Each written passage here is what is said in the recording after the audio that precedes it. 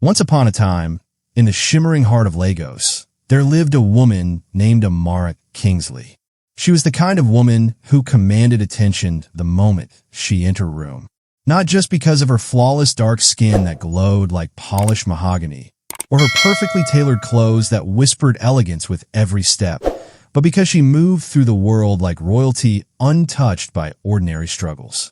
Tall, graceful, with high cheekbones and eyes that rarely showed warmth, Amara lived behind the walls of a sprawling mansion in Ikoyi, guarded by security, surrounded by manicured gardens, and separated from the world by towering iron gates that never opened for uninvited guests. People whispered about her. They said she was cold. They said she trusted no one, loved nothing but her empire, and existed in a world of crystal chandeliers and empty hallways. But they were wrong. Amara's heart had once been full, once beat wildly for the man she married, the husband who saw past her walls and loved her anyway. But he was gone now, taken by a sudden illness 6 months ago, leaving her childless, alone, and drowning in silence. Since his death, she worked tirelessly, traveled to forget, and returned home each night to the echo of her own footsteps. She had only one friend, Grace, her childhood companion who had stood by her through every storm. But even Grace couldn't fill the void that widened with each passing day.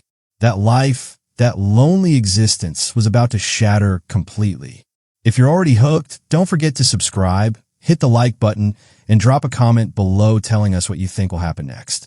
Your support keeps these stories coming. One scorching afternoon, Amara sat in the back seat of her deep red Range Rover, returning from the hospital where she had visited Grace, who had just given birth to a healthy baby girl. The memory of holding that tiny, warm body in her arms haunted her.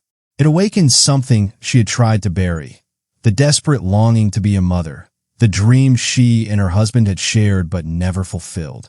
Her driver, Ibrahim, navigated slowly through the thick Lagos traffic, his eyes flicking to the rearview mirror occasionally.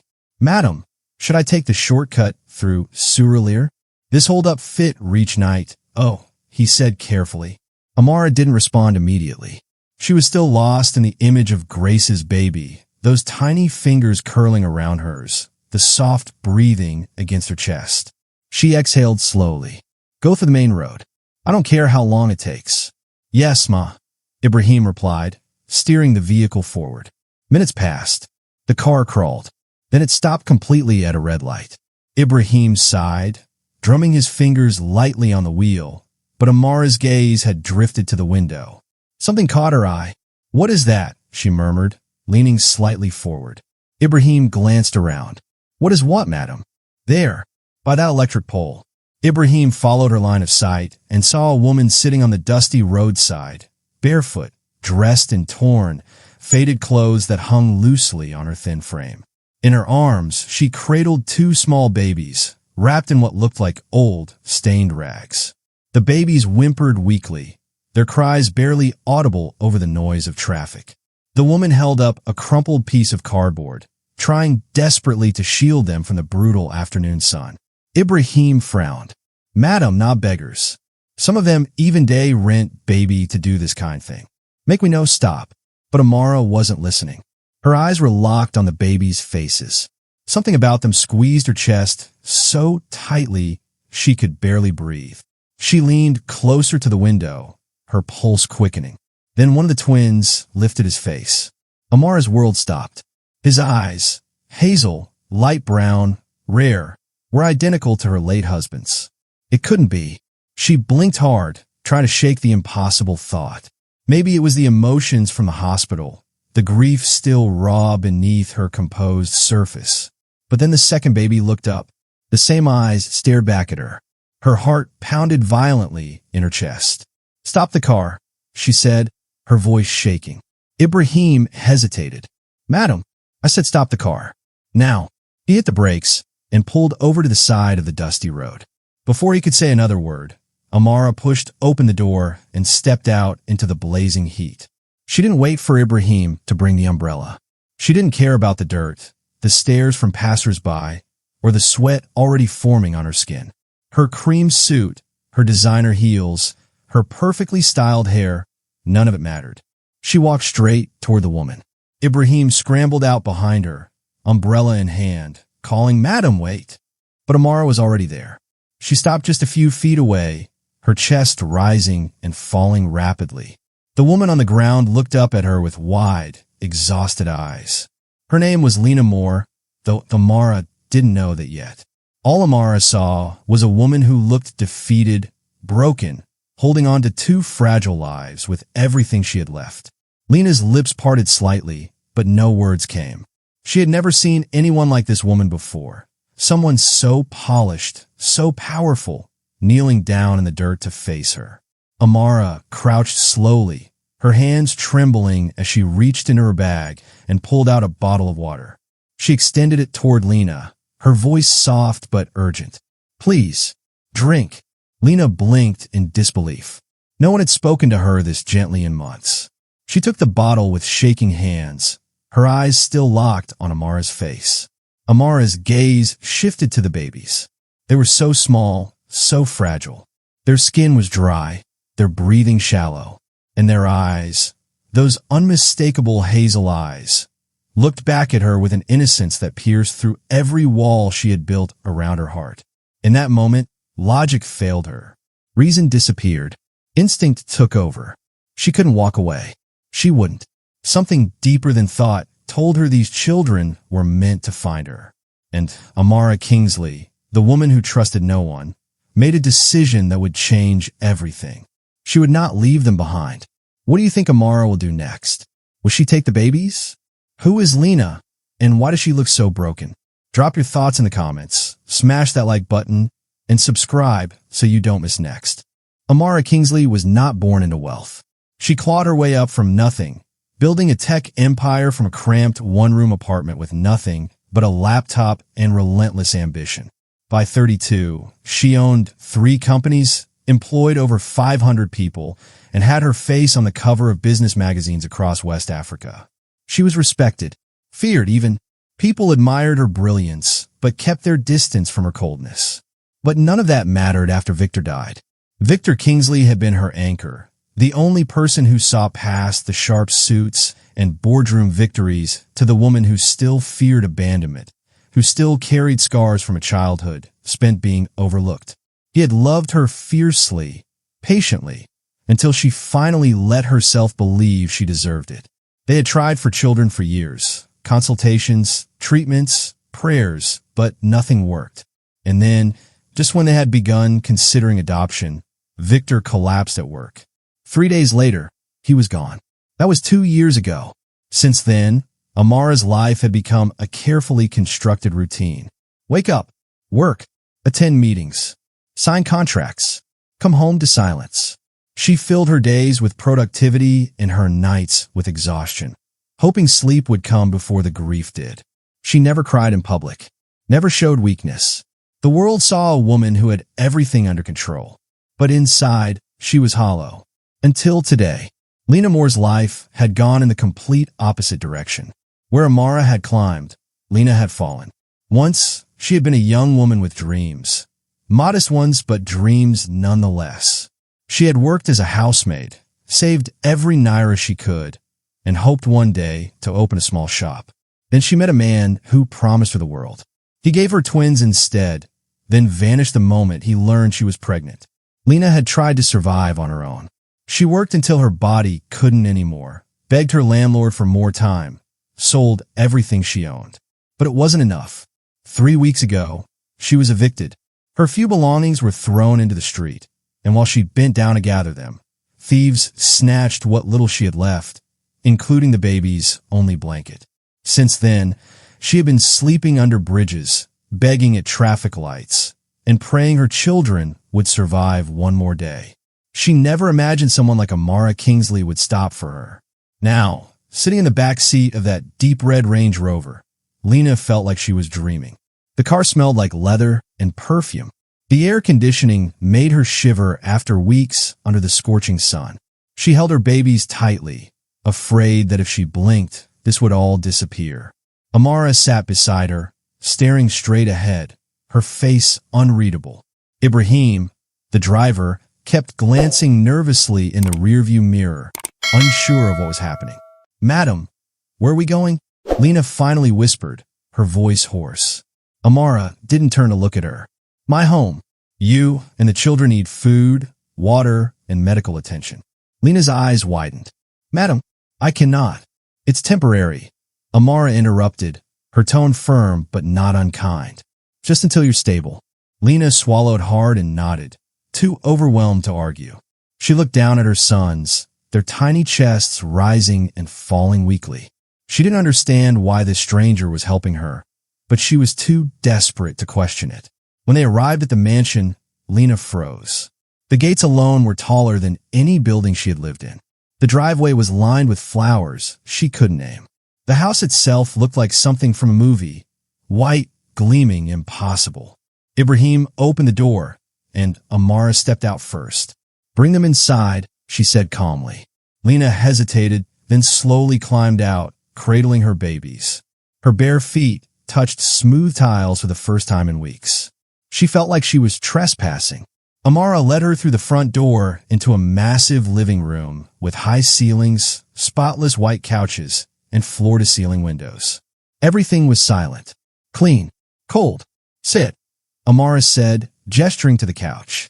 Lina shook her head quickly. "Madam, I am dirty. I will spoil your chair. Sit." Amara's voice was softer this time. Lina obeyed, perching on the edge like she might break something. The babies whimpered softly in her arms. Amara pulled out her phone and made a call. "Dr. Adeyemi, I need you at my house immediately. 2 infants. Malnourished." "Yes, now." She hung up and looked at Lina. "A doctor is coming. He'll check the babies." Lina's eyes filled with tears. "Thank you, Ma. God bless you, Ma." Amara didn't respond. She simply nodded and walked toward the kitchen, returning moments later with a tray, bread, fruit, bottled water, and juice. "Eat," she said, placing it on the table. Lina stared at the food like it was gold. Her hands trembled as she reached for the water, drinking slowly, carefully, as if afraid it might vanish. 40 minutes later, Dr. Adeyemi arrived. He was a tall, calm man in his 50s who had been the Kingsley family physician for years. He examined the twins carefully, checking their vitals, their weight, their breathing. Finally, he looked up at Amara. "They're severely malnourished and dehydrated. Another few days without intervention." He paused. "You brought them here just in time." Amara's jaw tightened. "Will they survive?" "Yes. With proper care, they'll recover fully. But they need to be monitored closely for the next few weeks. Then they'll stay here," Amara said without hesitation. Dr. Adeyemi raised an eyebrow, but said nothing. He prescribed formula, vitamins, and a feeding schedule, then left quietly. That night, after Lina and the babies were given a guest room with fresh sheets and running water, Amara stood alone in the hallway outside their door. She could hear Lina humming softly inside, a lullaby meant to soothe her sons. The sound made Amara's chest ache. She didn't know why she had brought them here. It wasn't logical. It wasn't safe. She didn't know this woman. She didn't know these children. But when she closed her eyes, all she saw were those hazel eyes, Victor's eyes, staring back at her from 2 tiny, fragile faces. And for the first time in 2 years, the silence in her home didn't feel so unbearable. She pushed the door open slightly and peeked inside. Lina had fallen asleep, sitting up, one baby on each side of her. But the twins were awake, their eyes half open, staring at nothing in particular. Amara stepped inside quietly. She knelt beside the bed and reached out slowly, brushing her finger against one of the baby's tiny hands. He grabbed it. Her breath caught. The second baby turned his head toward her, and she swore he smiled. Something inside her cracked open. She didn't know what she was doing. She didn't know where this would lead. But in that moment, Amara Kingsley made a silent promise. She would protect them, no matter what. What do you think will happen next? Will Lina stay? What is Amara really feeling? Drop your thoughts in the comments below, smash that like button, and don't forget to subscribe so you never miss the next. 5 days had passed since Amara brought Lina and the twins into her home. And in those 5 days, her carefully controlled world had begun to unravel. At first, she told herself it was just kindness, charity, a A temporary act of compassion that would end once Lina got back on her feet. But the longer the twins stayed, the harder it became to ignore what was right in front of her. It started with small things. The way one of the twins, Lina called him Daniel, gripped Amara's finger when she held him. Not just any grip, but a specific one. Thumb wrapped over her knuckle, tiny fingers curling inward with surprising strength. Victor used to hold her hand the exact same way when they sat together in silence, watching the sunset from their balcony. Then there was David, the other twin. He had a habit of furrowing his brow when he was about to cry, his little face scrunching up in frustration before the tears came. Victor had done that too. Whenever he was deep in thought or holding back emotion, that same crease would form between his eyebrows. And their eyes. God, those eyes. Hazel with flecks of gold near the center. Rare. Unmistakable. She had stared into those eyes for 7 years of marriage, memorized every shade, every flicker of light that danced in them when Victor smiled. Now, those same eyes looked back at her from two fragile, innocent faces. Amara tried to sleep, but the dreams wouldn't stop. Victor holding a baby.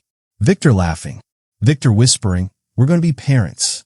Then his face fading, replaced by Lina's tear-streaked expression and the twins crying in the background. She woke up gasping every night. By the 6th day, Amara couldn't take it anymore. She sat in her office early that morning, the door locked, her hands trembling as she dialed a number she had saved under a false name. "Dr. Akoli," the voice answered. "It's Amara Kingsley. I need a private DNA test." Discreet. No records. There was a pause. "What kind of test?" "Paternity. 2 infants. I'll provide the samples myself. I need results in 48 hours. "Mrs. Kingsley, that's highly irregular. I'll pay triple your rate. Just do it." Another pause. "Understood. Bring the samples tomorrow." Amara hung up and stared at the phone in her hand. Her heart pounded so loudly she could hear it in her ears. What am I doing? But she already knew. She had to know the truth, even if it destroyed her. That afternoon, while Lina was bathing the twins, Amara quietly collected what she needed. A cotton swab gently brushed against each baby's inner cheek while they slept, and a strand of Victor's hair she had kept locked in a small wooden box in her bedroom. She had never been able to throw it away. She delivered the samples the next morning, her face hidden behind oversized sunglasses and a headscarf. Dr. Akoli accepted them without questions and promised to call as soon as the results were ready.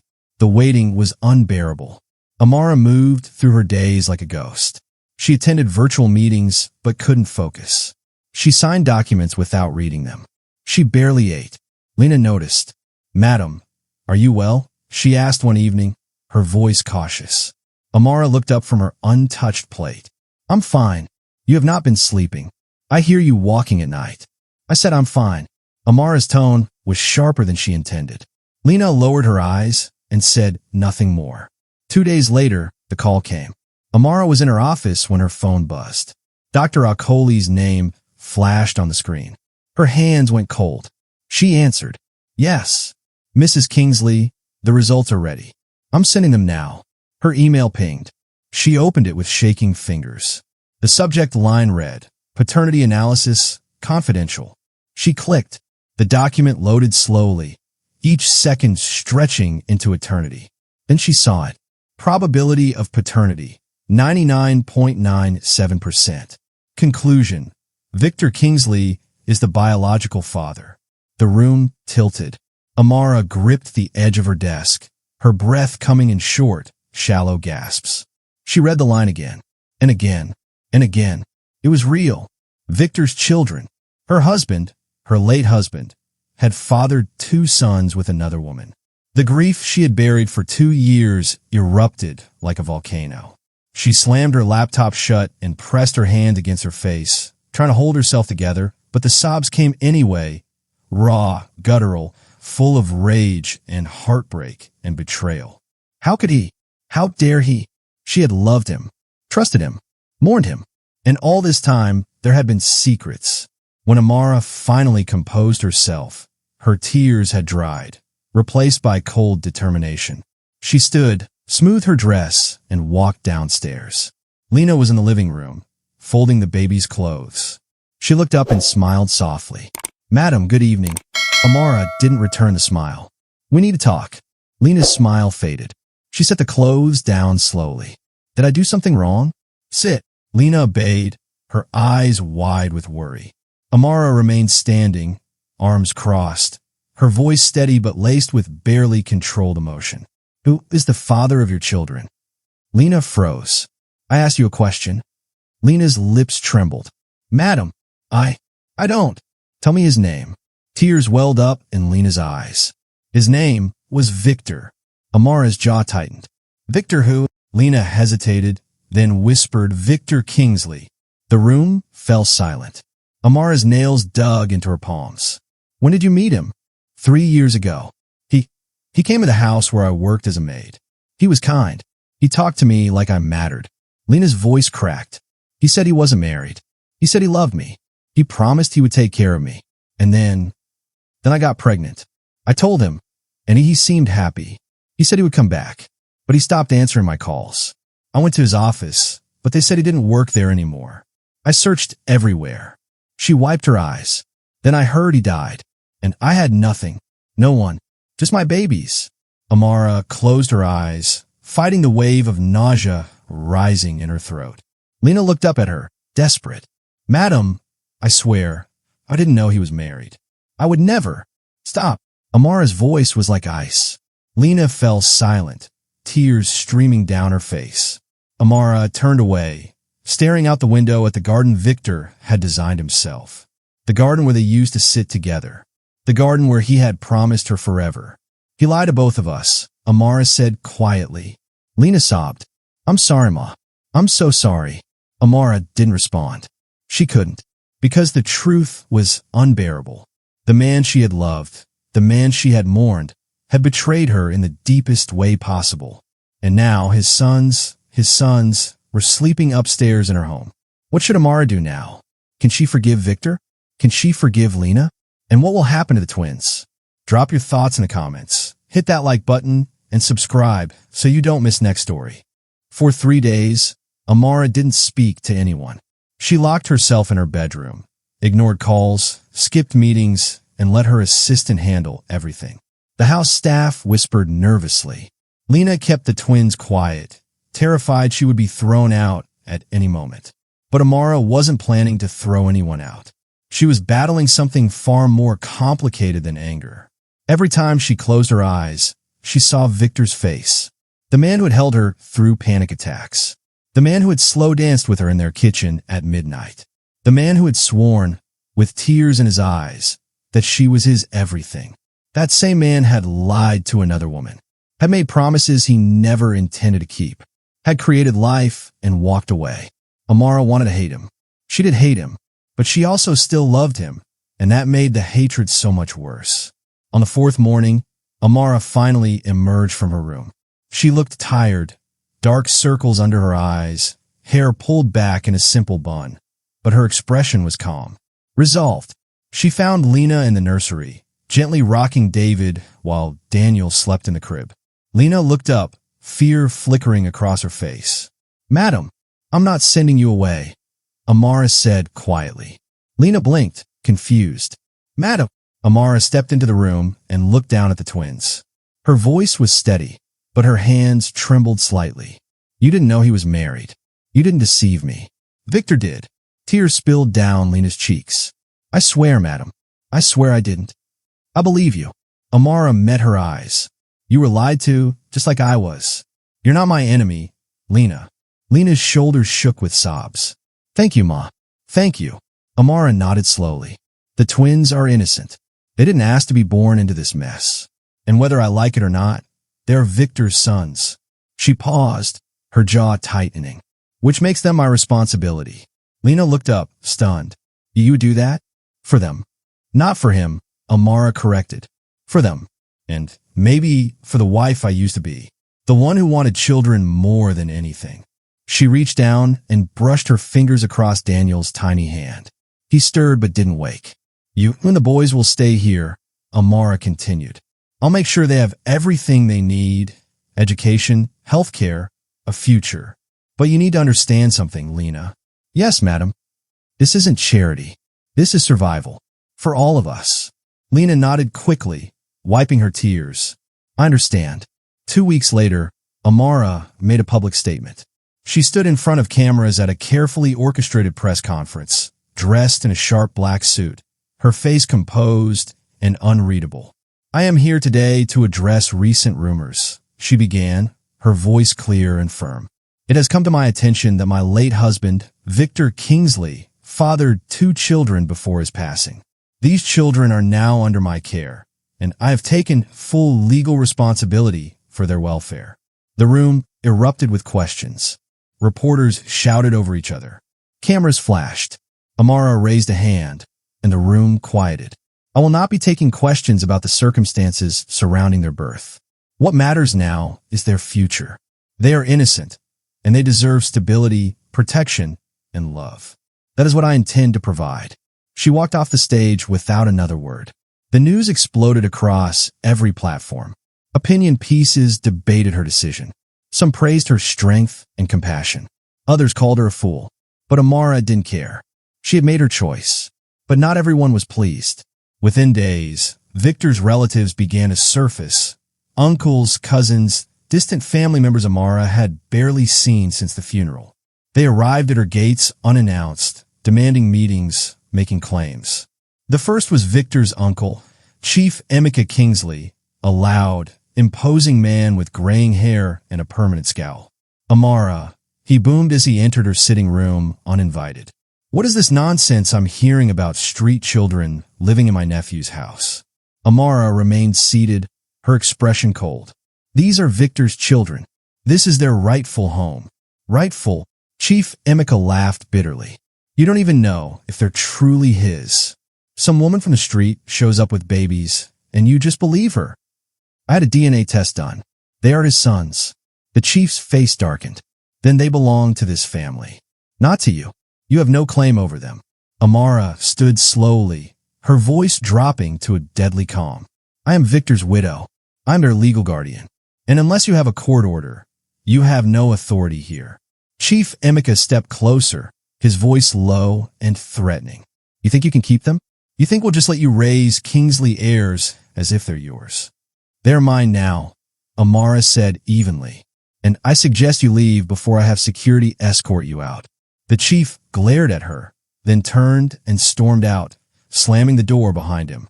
Over the following weeks, the pressure intensified. Lawyers sent letters. Relatives made veiled threats. Someone leaked Lina's background to the press, painting her as a gold digger. The media circled like vultures. But Amara didn't bend. She hired the best legal team in the country. She filed injunctions. She made it clear that anyone who came for those children would face the full weight of her resources and influence. And slowly, the relatives backed off. Not because they gave up, but because they realized Amara Kingsley was not a woman to be intimidated. Meanwhile, inside the mansion, something else was shifting. Lina watched everything. She watched Amara command rooms with a single glance. She watched lawyers bow to her. She watched staff jump at her orders.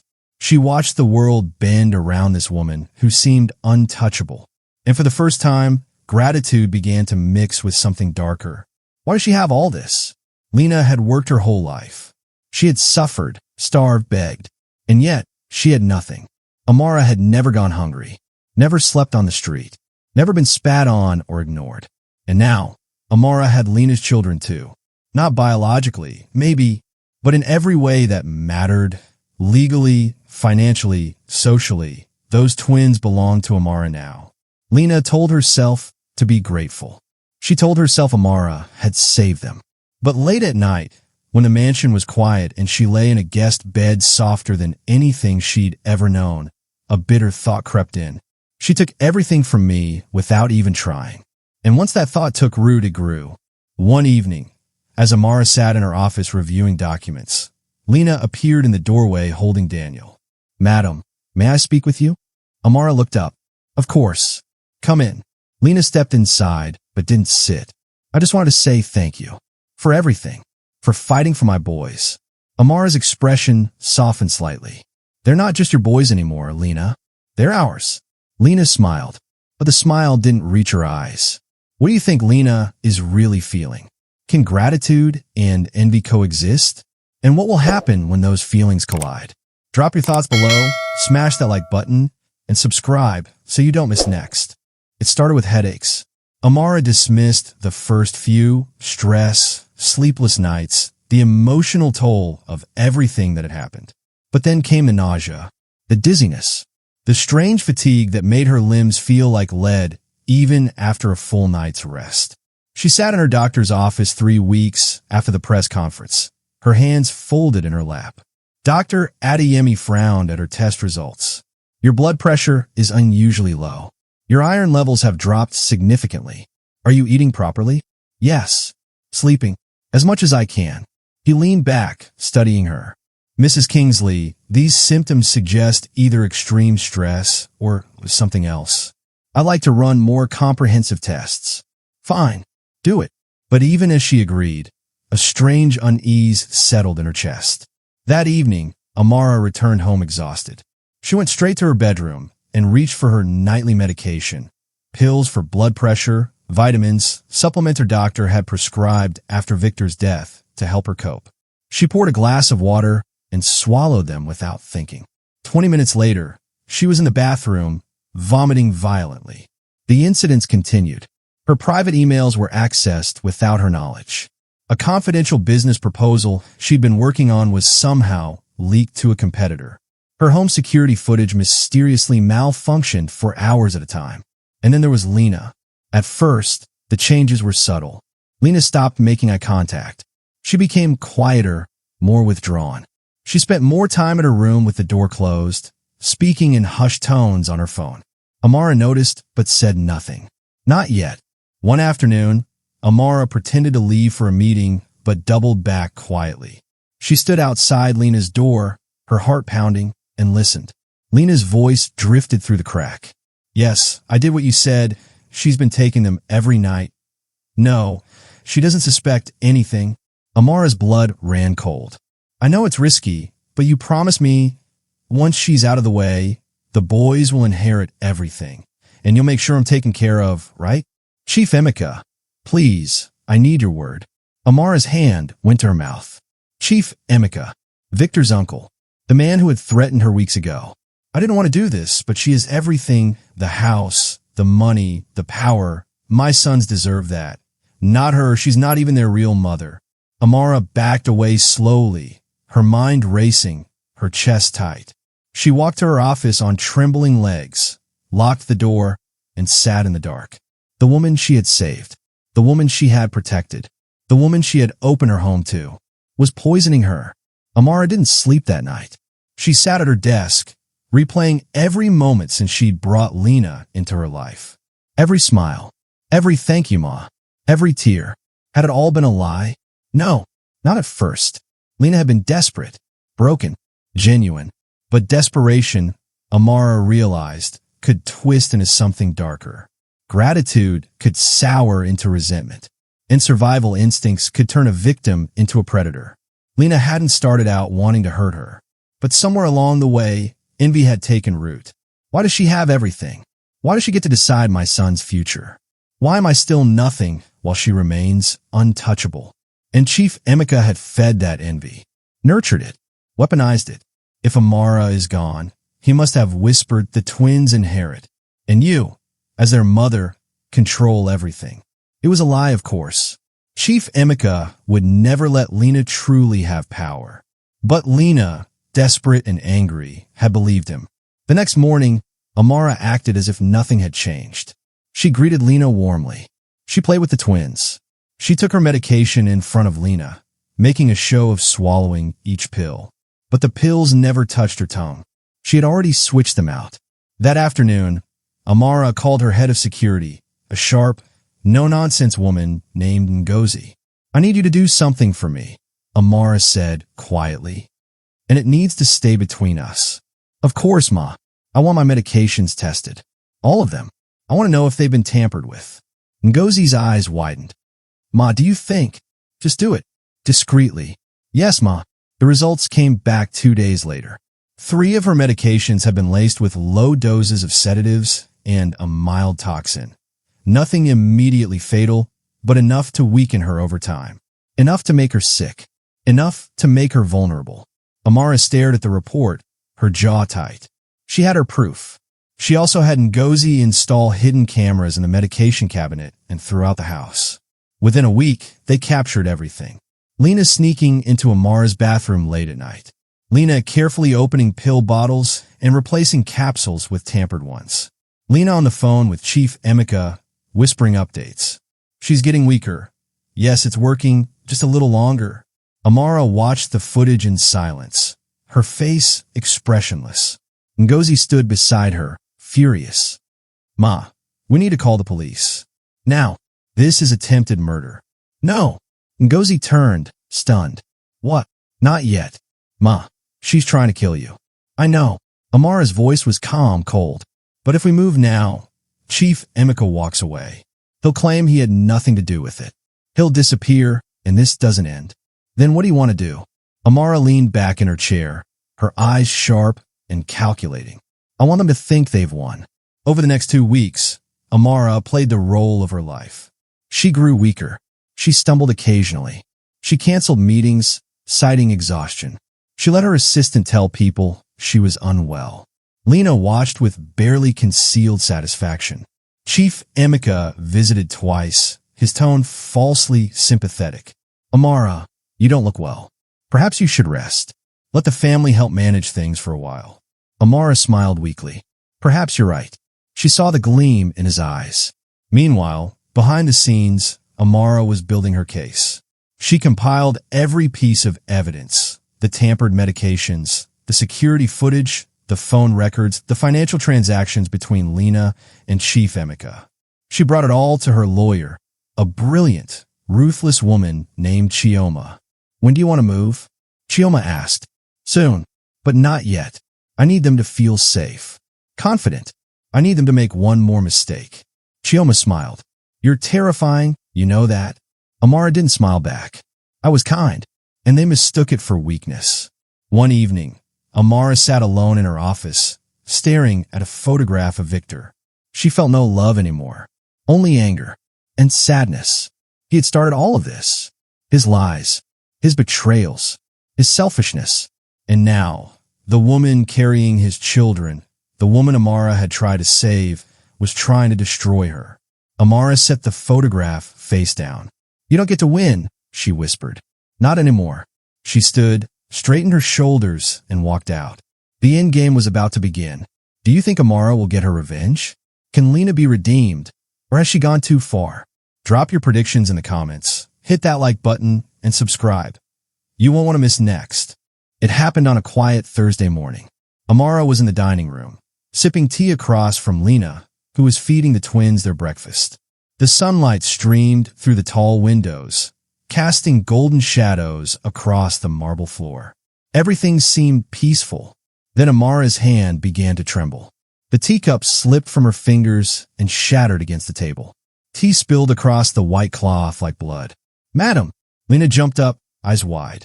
Amara gripped the edge of the table, her face pale, her breathing shallow. I don't feel. Her words trailed off. Her body swayed, and then she collapsed. The household erupted into chaos. Staff rushed in. Someone called for help. Within minutes, Dr. Adeyemi arrived, his face grim as he knelt beside Amara's motionless body. He checked her pulse, her breathing, her pupils. Then he looked up at the gathered staff and shook his head slowly. She's gone. Lina's hand flew to her mouth. No, that's not possible. Dr. Adeyemi stood, his voice heavy. I've been warning her for weeks. Her body couldn't take the stress anymore. Heart failure. He turned to the staff. Call her lawyer and notify the family. By noon, the news had broken. Billionaire Amara Kingsley dead at 34. Tech mogul dies suddenly at home. Tragic end for widow who took in late husband's secret children. The headlines flooded every platform. Photos of Amara, elegant, powerful, untouchable, circulated alongside expressions of shock and grief. Business partners released statements. Competitors offered condolences. Strangers who had never met her mourned online. Within hours, her corporate offices were locked down. Her accounts frozen pending probate. Her empire placed on hold. And in the mansion, behind closed doors, the vultures began to circle. Chief Emeka arrived that evening, dressed in black, his face carefully arranged into an expression of sorrow. But his eyes betrayed him. They gleamed. He walked through the house like he already owned it, nodding at staff, inspecting rooms, his voice booming as he spoke to Lina in the sitting room. "This is a tragedy," he said, shaking his head. "A terrible, terrible tragedy." Lina sat on the couch, the twins asleep in her arms.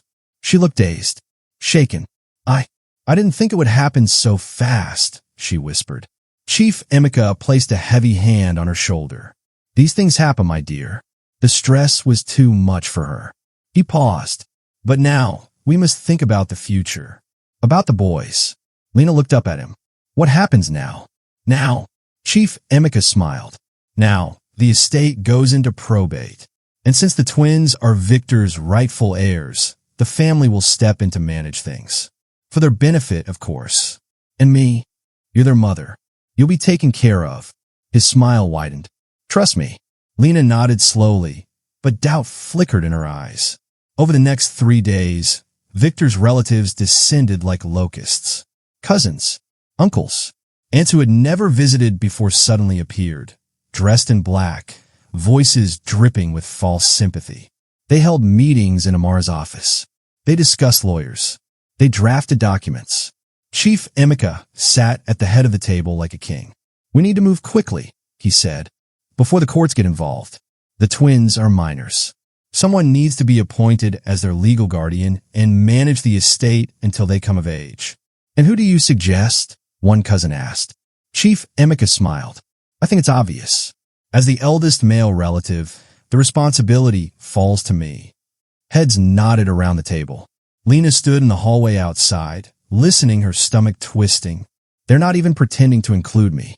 Meanwhile, miles away, in a private medical facility known only to a select few, Amara Kingsley sat very much alive. She was in a small, secure room, dressed in comfortable clothes, her hair pulled back, her face calm as she reviewed documents spread across a table. Beside her sat Chioma, her lawyer, and Ngozi, her head of security. "The bait is set," Ngozi said. "They've taken it completely." Amara didn't look up. "Good. How many have shown up so far?" 12 family members. "Chief Emeka is running the show, just like you predicted." "And Lina?"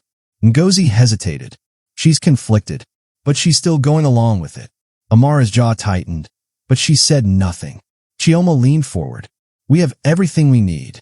Financial records showing Chief Emeka's payments to Lina. Audio recordings of their phone calls. The tampered medications with both their fingerprints. Medical reports proving the poisoning. And security footage of Lina switching your pills." She slid a thick folder across the table. "This is airtight. We can have them arrested today." Amara finally looked up, her eyes cold and sharp. "Not yet." "Why not?" "Because I want them to sign." Chioma frowned. "Sign what?" Amara pulled out a document from the stack. A legal petition drafted by Chief Emeka's own lawyers, requesting guardianship of the twins and control over the estate. "Once he signs this in front of witnesses, once he officially declares his intent to seize my assets and control my son's future, we have him on fraud, conspiracy, and attempted murder with clear motive." Chioma's eyes widened. "You're waiting for him to incriminate himself even further." "Exactly." Ngozi grinned. "You're brilliant, Ma." Amara's expression didn't change. "I'm thorough." 2 days later, a formal hearing was scheduled at the family estate. Lawyers, witnesses, court officials. Chief Emeka sat at the center, a pen in hand, ready to sign the guardianship documents that would give him control over everything. Lina sat in the corner, holding the twins, her face unreadable. The officiant began. "Chief Amara Kingsley, you are requesting full legal guardianship of the minors, Daniel and David Kingsley, as well as management authority over the estate left by the late Mrs. Amara Kingsley. Is this correct?" "It is." "And you swear that this request is made in the best interest of the children?" Chief Emeka smiled. Absolutely. Then please sign here. He lifted the pen, and the door burst open. Amara Kingsley walked in. Alive, flawless, furious. The room exploded into chaos. People jumped to their feet. Gasps echoed. Someone screamed. Chief Emeka's pen clattered to the floor. Amara's voice cut through the noise like a blade. Did you really think I'd let you win? Behind her, a dozen police officers filed into the room, followed by government officials and investigators. Chioma stepped forward, holding a folder. Chief Emeka Kingsley and Lina Moore, you are both under arrest for conspiracy, attempted murder, and fraud. Chief Emeka's face drained of color. This is insane. She's supposed to be dead. Amara walked slowly toward him, her eyes locked on his. I was never dead. I was watching, waiting, letting you reveal exactly who you are. She turned to Lina, who sat frozen, tears streaming down her face. I saved you, Amara said softly. I gave you everything, and you tried to kill me. Lina sobbed. I'm sorry. I'm so sorry. I didn't know what else to do. You had a choice, Amara said coldly. You made it. Officers moved forward, placing handcuffs on both Chief Emeka and Lina. Amara turned and walked out, her head held high. The trap had closed, and she had won. What do you think will happen to Lina and Chief Emeka now? Can Amara ever trust again? Drop your thoughts below, smash that like button, and subscribe for the final chapter. The Lagos High Court was packed beyond capacity. Journalists lined the walls, cameras ready. Curious onlookers filled every available seat. Security guards stood at attention by the doors. The air buzzed with anticipation and whispered speculation. At the front, Victor's family sat together in expensive black clothing, their faces carefully arranged into expressions of grief and dignity. Chief Emeka sat at the center, his chin raised, his posture confident. He had hired the best lawyers money could buy. He had connections in high places. He had planned for every contingency. Beside him, in a separate section, sat Lina Moore. She wore a simple dress someone had given her, modest, clean, appropriate for court. Her hands were folded in her lap, her eyes downcast. She looked small, fragile, sympathetic, exactly as Chief Emeka had instructed her to appear. Just look sad, he had told her the night before. Let me do the talking. By the end of today, those boys will be ours, and that mansion will belong to the family. Lina had nodded, but her stomach churned with guilt she couldn't name. The twins sat in a temporary guardian's care in the back of the courtroom, too young to understand, too innocent to know they were at the center of a war. The judge entered, and everyone rose. Court is now in session, the clerk announced. Chief Emeka's lawyer stood first, a sharp-suited man with a smooth, rehearsed voice. Your Honor, we are here today to resolve the matter of guardianship for the minor children of the late Victor Kingsley. My client, Chief Emeka Kingsley, is the eldest male relative and is best suited to provide stability, cultural grounding, and proper family structure for these boys. He gestured toward Lina. Their biological mother, Miss Lina Moore, is a woman of limited means and no family support. While her love for her children is not in question, she lacks the resources to provide for them adequately. Lina's hands tightened in her lap. Furthermore, the lawyer continued, the late Mrs. Amara Kingsley, who briefly assumed guardianship, tragically passed away just weeks ago. Her estate is now in probate. The children need a stable home immediately, and Chief Emeka is prepared to provide that. He sat down, looking satisfied. The judge nodded. Is there any opposition to this petition? Silence. Chief Emeka smiled. Then the courtroom doors swung open. Every head turned. Gasps erupted like thunder. Amara Kingsley walked into the courtroom. Alive, radiant, dressed in a tailored navy suit, her hair pulled back elegantly, her heels clicking sharply against the floor. Behind her walked Chioma, her lawyer, carrying a briefcase. Behind Chioma came Ngozi and two additional attorneys. The room exploded into chaos. She's alive. How is that possible? Is this real? Chief Emeka's face went white. His lawyer stood frozen, mouth open. Lina's eyes widened in horror, her hands flying to her mouth. The judge banged his gavel. Order. Order in this court.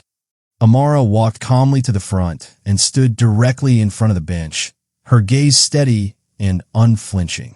Your Honor, she said clearly, I apologize for the confusion. Reports of my death were greatly exaggerated. The judge stared at her, visibly shaken. Mrs. Kingsley, this court was informed you had passed away. That information was deliberately spread by individuals who believed my death would serve their interests. She turned and looked directly at Chief Emeka. They were wrong. Chief Emeka shot to his feet. This is absurd. You can't just. Sit down, the judge ordered. Chioma stepped forward. Your Honor, we have evidence of a coordinated conspiracy to harm Mrs. Kingsley, seize her assets, and claim guardianship of the minor children through fraudulent means. She opened the briefcase. One by one, the documents were presented. Bank records showing payment from Chief Emeka to Lina. Thousands of naira transferred over 3 weeks. Audio recordings of phone calls between Lina and Chief Emeka, discussing the poisoning plan in chilling detail. Security footage showing Lina tampering with Amara's medications in the dead of night. Medical reports confirming the presence of sedatives and toxins in Amara's bloodstream. Text messages, emails, witness statement from household staff who had noticed suspicious behavior. Everything. The courtroom sat in stunned silence.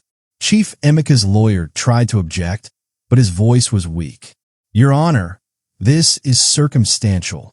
It's documented fact, Chioma interrupted. And we have more. She played a recording. Lina's voice filled the courtroom. Yes, I switched the pills. She doesn't suspect. Once she's gone, the boys inherit everything. Lina buried her face in her hands, sobbing uncontrollably. The judge's expression hardened. Miss Moore, do you deny any of this? Lina couldn't speak. She just shook her head, tears pouring down her face. Chief Emeka Kingsley, do you deny conspiring to harm Mrs. Amara Kingsley for financial gain? Chief Emeka's jaw worked, but no words came out. The judge leaned back. I've seen enough. The verdict was swift. Chief Emeka Kingsley, 15 years in prison for conspiracy to commit murder and fraud. Lina Moore, 8 years for attempted murder and complicity. Additional charges were filed against 2 other relatives who had assisted in the scheme. As the officers led them away in handcuffs, Lina turned back one last time, her eyes finding Amara's. I'm sorry, she mouthed, her face broken. Amara said nothing. She simply watched as the woman she had saved was taken away. After the courtroom cleared, Amara stood alone in the hallway, staring out a tall window at the city below. Chioma approached quietly. You won, Amara. Completely. I know. Then why do you look like that? Amara didn't answer immediately. She thought about Lina's face on that roadside. The desperation, the fear, the hope that had flickered when Amara reached out her hand. Because she didn't start out wanting to hurt me, Amara said softly. Desperation made her dangerous. And I understand that. Chioma frowned. You feel sorry for her? No. Amara's voice hardened. I feel sorry for who she could have been. She turned away from the window. Where are the twins? With the temporary guardian. Waiting for you. 20 minutes later, Amara walked into the private care room where Daniel and David were being looked after. The moment she entered, both boys turned toward her. David smiled. Daniel reached out his tiny arms. The caretaker stood. Mrs. Kingsley, they've been asking for you all day. Amara's throat tightened. Thank you. I'll take them now. She lifted Daniel first, then David, holding one in each arm. They settled against her immediately, their small bodies relaxing, their breathing evening out. She carried them outside to the courthouse garden, a quiet, sunlit space away from the cameras and the chaos. She sat on a bench and looked down at their faces. Those hazel eyes. Victor's eyes. For weeks, those eyes had haunted her. They had reminded her of betrayal, lies, and a love that had been built on deception. But now, as she held these boys close, something shifted. They were not Victor's mistakes. They were not symbols of her pain. They were just children, innocent, vulnerable, deserving of love. Amara knelt on the grass, just like she had on that dusty roadside weeks ago, and held them close. I don't know what your father was thinking, she whispered. I don't know why he did what he did, but I know this. You didn't ask for any of this, and you deserve better. She kissed their foreheads gently. I choose you, not because I have to, but because I want to. Tears slipped down her cheeks, not from grief this time, but from something warmer. Hope. For the first time since Victor's death, the silence inside her didn't feel suffocating. It felt peaceful. That night, Amara returned to her mansion, not as a widow haunted by ghosts, but as a mother. She walked through rooms that had once felt cold and empty, but now echoed with soft baby sounds and the warmth of new life. She stood in the nursery she had prepared, watching Daniel and David sleep in their cribs, their tiny chests rising and falling steadily. And for the first time in 2 years, Amara smiled. Not a polite smile, not a practiced one, a real smile. Her mansion, once a tomb of memories, had finally become a home. And that's the end of Amara's story. What did you think? Should she have forgiven Lina? Was justice served? Let us know in the comments. Hit that like button if this story moved you, and subscribe for more powerful tales like this one. Thank you for watching.